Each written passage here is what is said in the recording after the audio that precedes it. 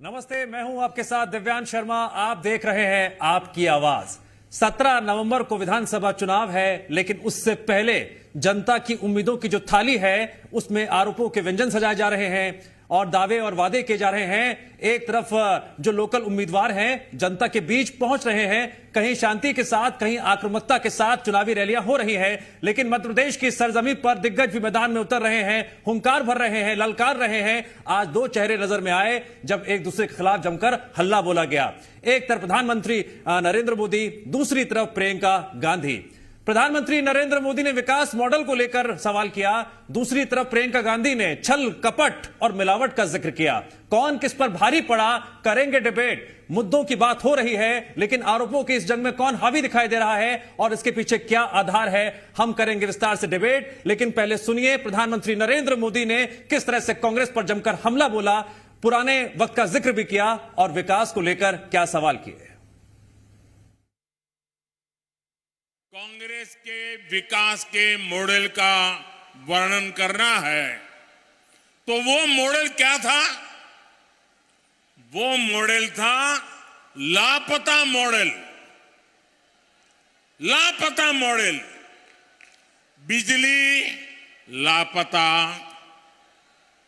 सड़क लापता, पानी लापता, रोजगार, गरीबों के घर। कांग्रेस के लापता मॉडल में विकास भी लापता था। गारंटी है, लिख लीजिए। जब मैं तीसरी बार मेरा सेवा काल शुरू होगा, मैं इस देश की अर्थव्यवस्था को दुनिया की टॉप 3 में ला करके रहूंगा भाई। हमारी गारंटी खजाने लुटाने की नहीं होती है, हमारी गारंटी देश को आन बान शान के साथ आगे ले जाने की होती है।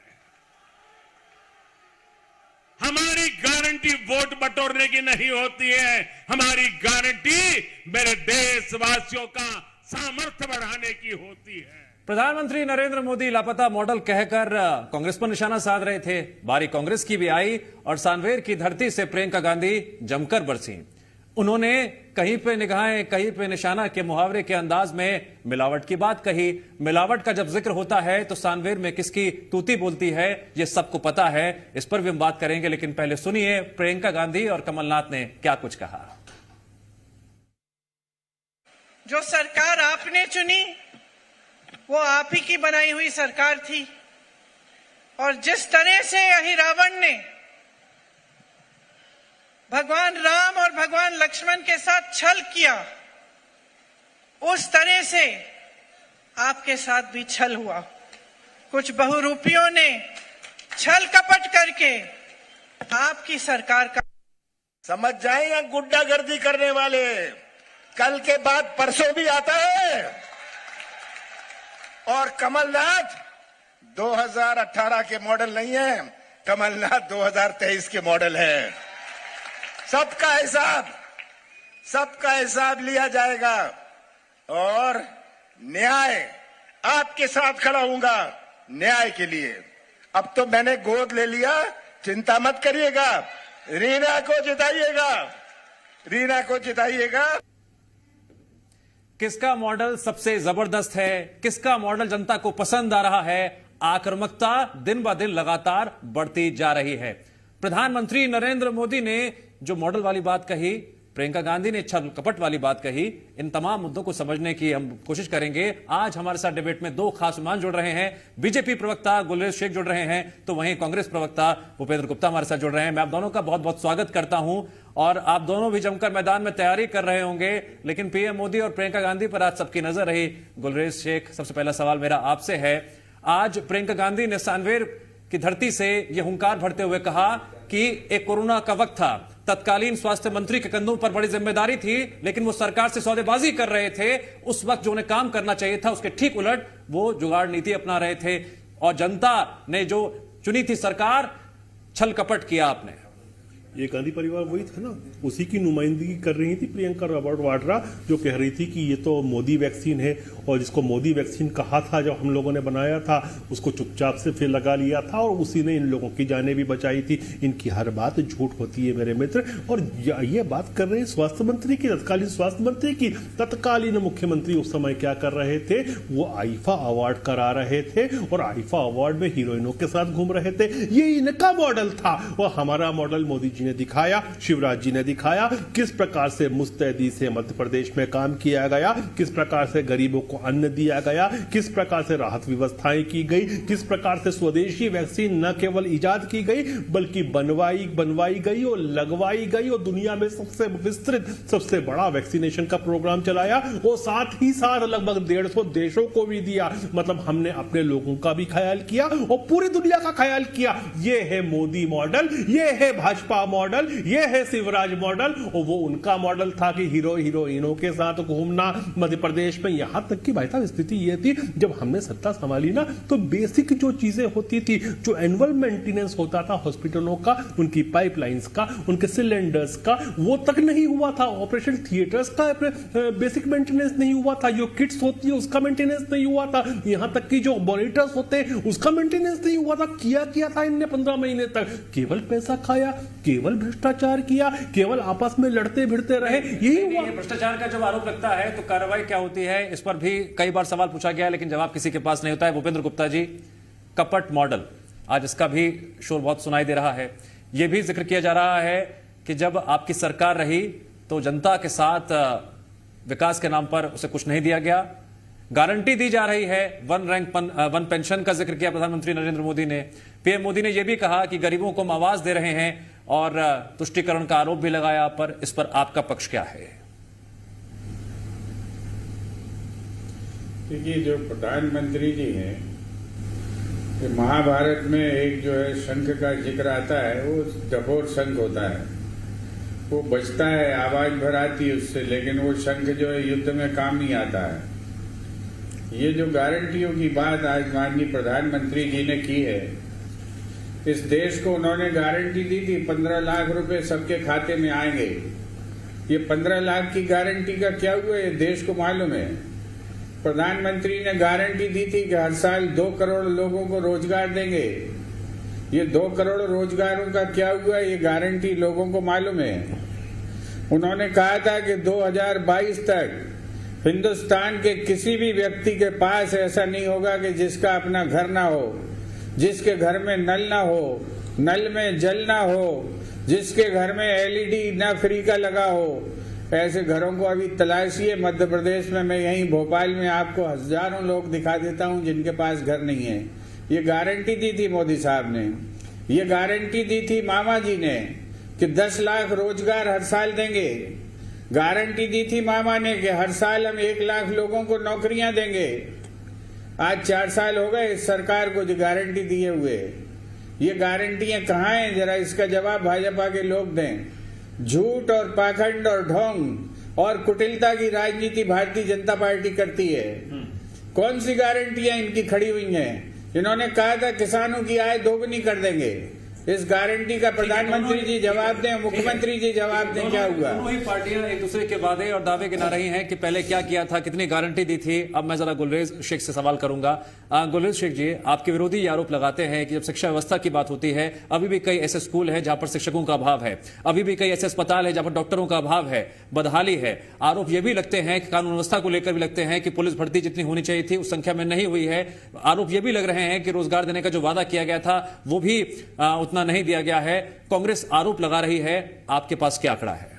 देखिए, आंकड़ा तो बड़ा स्पष्ट है कि मध्य प्रदेश में इनके कालखंड में प्रति व्यक्ति आय जो हुआ करती थी वो कितनी हुआ करती थी? केवल 11,400 रुपए। यदि रोजगार नहीं होता तो मेरे मित्र वो 1,40,000 कैसे पहुंचती? मध्य प्रदेश की SGDP, स्टेट GDP जो हुआ करती थी इनके कालखंड में केवल 80,000 करोड़ हुआ करती थी। आज 10.25 लाख करोड़ रुपए है। वो कैसे हुई? लगी लोगों का रोजगार हुआ, उन्होंने कमाया, तभी तो हुआ। पिछले 3 साल में 5 बार। अगर हम 20 सालों की बात करते हैं तो ज्यादातर वक्त आपकी सरकार रही, तो हमने ही तो करके दिखाया। उसके पहले जो 40 साल इनकी 45 अभी 42,000 रुपए का कर्ज है, आप कोई पैदा होता है मध्य प्रदेश में, उस पर 42,000 रुपए कर्ज पहले चढ़ जाता है। उसके ऊपर तो जो वर्ल्ड बैंक है उसका बड़ा स्पष्ट मॉडल है, वो फॉर्मूला है उसका कि 60% ऑफ स्टेट जीडीपी। अगर आप मॉडल की बात कर रहे हैं गुलरेज जी, तो आरबीआई ने तो ये भी कहा है कि जो ये फ्री वाली बात की, मैं इकोनॉमिक्स का छात्र हूं, बता लेंगे मुझे आपको। ये फ्री वाली जो आजकल योजनाएं चल रही हैं उसकी भूमिका सबसे ज्यादा देखने को मिल रही है।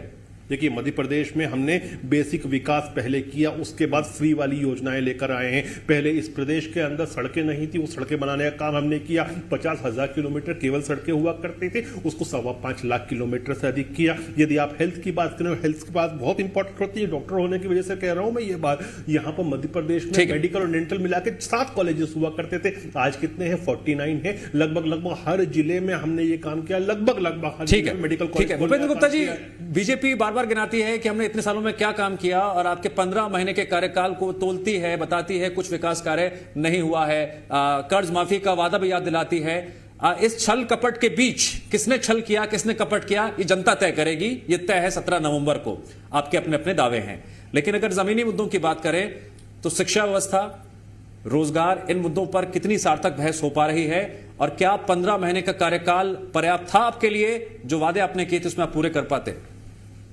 देखिए, पहला तो मैं आपसे ये कर दूं कि भारतीय जनता पार्टी में एक चलन है कि यहाँ एमए के बाद लोग बीए करते हैं, फर्जी डिग्रियां प्राप्त कर लेते हैं, पढ़ाई लिखाई से इनका कोई वास्ता नहीं है। अभी भरे श्रीमान जी बता रहे थे आरएसएस ने रटवाया है कि बोलना है अपन को कि 11,000 जो है आम आदमी की यहाँ पर जो है वो थी, आमदनी थी, और आज जो है इन्होंने 1,40,000 कर दी। तो इतना पढ़ना सिखा दिया है। ये पढ़ना नहीं सिखाया कि 11,000 रुपया जो है वो कांस्टेंट प्राइस पर थी, और आज जो है कांस्टेंट प्राइस पर 65,000 रुपया जो है मध्य प्रदेश की पर कैपिटा इनकम है, जिसे 1,40,000 बताते हैं। इसका मतलब है कि जब 1,40,000 और 65,000 के बीच का जब आप अंतर देखेंगे तो आज जो है इन्फ्लेशन 200% है। 65,000 का दोगुना कर लीजिए तो ये हो जाता है 1,30,000। मतलब महंगाई का लोड इतना बढ़ गया है इस मध्य प्रदेश की जनता के ऊपर कि दोगुनी कीमत पर उन्हें जो है चीजें 200% हाई पर मिल रही हैं। ये मध्य प्रदेश की असलियत है, मध्य प्रदेश की असली सूरत है। और इन्हें शायद इस बात की जानकारी नहीं है कि हमारे साथ जो और प्रदेश थे उन्होंने क्या तरक्की की। 3.5 लाख की जो है पर कैपिटा इनकम पर पहुंच गया तेलंगाना। कब राज्य बना है, जरा उसके आंकड़े उठाकर देख लीजिए। देश के दूसरे राज्यों ने क्या तरक्की, वो उठाकर देख लीजिए। मध्य प्रदेश में जो झूठे आंकड़े और झूठी तरक्की की बातें हैं, मैं आपसे कहना चाहता हूं कि सरकार जितना इरिगेशन करती है और जितने आंकड़े गोलीबाजी फेंकती है, ये सब झूठ है, धरातल नहीं इनका। एक मिनट, सरकार मैं जोड़ रहा हूं, बस एक बार जोड़ रहा हूं। सरकार दावा करती है हमें कृषक अवार्ड मिलते हैं, किसान बहुत बेहतर स्थिति में है। ये क्या सरकार को अवार्ड मिलते हैं कि किसान को अवार्ड मिलते हैं? एक किसान का खेत सिलेक्ट होता है, उस किसान की मेहनत का प्रतिफल उसको मिलता है, लेने पहुंच जाते हैं मामा जी। ये क्या सरकार ने लिया है क्या ये अवार्ड? ये हमने भी अवार्ड दिए हैं, हमारी सरकार ने 3 बार अवार्ड दिए हैं। ये किसान को अवार्ड मिलता है और उस किसान को उसका 2 लाख रुपया पुरस्कार दिया जाता है। ये कोई मामा जी को पुरस्कार नहीं मिलता। मामा जी लपक के पहुंच जाते हैं लेने के लिए, तो ये कोई मामा जी के क्रेडेंशियल है? प्रदेश के में उन्नत किसानों को जो जब से देश आजाद हुआ है तब से उनको पुरस्कार दिए जा रहे हैं। ठीक है, और हर साल उनको पुरस्कार मिलते हैं। ठीक है, जरा मामा जी का क्या योगदान? मिलावट की बात भी कर लेते हैं। आज मिलावट का बहुत जिक्र हुआ, छल कपट का जिक्र हुआ। मेरा आपसे सवाल यह है गुलरेज जी कि क्या आपकी सरकार मिलावट से बनी, क्या छल कपट से बनी? देखिए, सबसे पहले तो सर्वोच्च न्यायालय ने जिस चीज के ऊपर मोहर लगाई हो, उसके बाद उपचुनाव जो हुए उसमें जनता ने उस पर मोहर लगाई हो, उसको आपके गलत बोलेंगे। वो 100% प्योर था। जनता ने 15 महीने के इनका ट्रेलर देख लिया और आगे की पिक्चर देखना नहीं चाहती थी। इनको आउट किया और पूर्ण बहुमत की सरकार बनाई।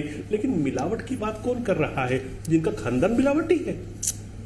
आप ये पूछिए ना इनसे कि कौन लोग कर रहे हैं। नहीं, जनता ने कैसे आउट किया? जनता के लिहाज से तो उपचुनाव में पूर्ण आशीर्वाद देकर जनता ने भारतीय जनता पार्टी की सरकार बनाई। अभी बात हो रही थी किस कृषकों की, किसानों में। आप देखिए, कृषि कर्मठ अवार्ड राज्य को दिया जाता है, न कि एक किसी किसान को दिया जाता है। इसको पढ़ लेना, मैंने पढ़ के बता रहा हूँ, पहले पढ़ लेना। आपको जो है ये अजीर्ण है आपकी सरकार को और आपके नेताओं को, बुद्धिहीनता का आपको जो है फैलाने। अभी लगाओ ना, यहीं बता रहा हूँ आपको, आप झूठ बोलते हैं। किसी किसान आपकी नहीं, भूपेंद्र सरकार जी, झूठ बोलती है, ये किसान को एक मिलता है। मिनट रुकिए, आपकी सरकार रुकिए झूठ जरा। बोलती है, आप एक मिनट रुकिए पहले आप। आपको इसकी समझ नहीं, भूपेंद्र जी, मैं आप बोल रहा हूं ना। झूठे, ढोंगी और मक्कार लोग अरे, मैं हैं। बोल रहा हूं ना, आप मैं। गलत बोलते हैं आपने, आप आवाज- गलत बोलते हैं, आपको इस कुछ समझ में आएगा जनता को?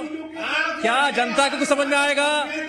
क्या जनता को समझ में आएगा? नहीं नहीं नहीं, शांत हो जाइए एक मिनट, शांत हो जाइए। किसी सरकार को नहीं मिलता। भूपेंद्र जी, कुछ समझ में नहीं आएगा, किसी भी सरकार को कुछ समझ में नहीं आएगा, ये किसी भी सरकार कुछ समझ में नहीं आएगा, कुछ समझ में नहीं आएगा, किसी भी सरकार को नहीं मिलता। कुछ समझ में नहीं आएगा। ऐसे ये जो है, गलत बात है। ये झूठे लोग हैं, ये केवल जो है प्रचारवाद में विश्वास करते हैं, ये ढोंगी लोग हैं। आप जो है झूठ बोलते हैं, आप झूठ बोलते हैं, आप झूठ बोलते हैं। क्या आप सवालों से भाग रहे हैं? क्या आप दोनों सवालों से भाग रहे हैं? क्या आप दोनों सवालों से नहीं, आप दोनों सवालों से भाग रहे हैं क्या? आप दोनों सवालों से भाग रहे हैं क्या? नहीं नहीं नहीं, गलत बात है ये। आप दोनों बहुत गलत काम कर रहे हैं। ये चुनावी साल है, एक सेहत पर चर्चा क्यों नहीं कर रहे हैं आप लोग? नहीं, बहुत बुरी बात है ये बहुत बुरी बात है, ये बहुत बुरी बात है। आप सवालों से बच रहे हैं आप लोग, आप सवालों से बच रहे हैं आप लोग। अगर सवालों से नहीं बच रहे हैं तो एक एक करके बोलिए। गुलरेज जी सवालों से बच रहे हैं, मेरा आरोप है आप सवालों से बच रहे हैं। नहीं, आप सवालों से बच रहे हैं आप लोग। कांग्रेस पार्टी गुलरेज जी मेरी बात सुनिए, गुलरेज जी मेरी बात सुनिए। ठीक है गुलरेज जी, थोड़ा सांस लीजिए, थोड़ा सांस लीजिए। क्या आपको लगता है कि आप दोनों चिल्लाएंगे? नहीं, क्या आप दोनों चिल्लाएंगे तो क्या जनता को समझ में आएगा? नहीं, ठीक है, अब एक एक करके बोलेगा। बहुत शोर शराबा हो गया, अब जरा मुद्दे पे आ जाते हैं। गुलरेज जी, क्या आप ये दावे के साथ कह सकते हैं कि ग्रामीण क्षेत्रों में किसानों को 10 घंटे बिजली मिल रही है, और अगर नहीं मिल रही है उस किसान को तो वोट ना दे आपकी पार्टी को?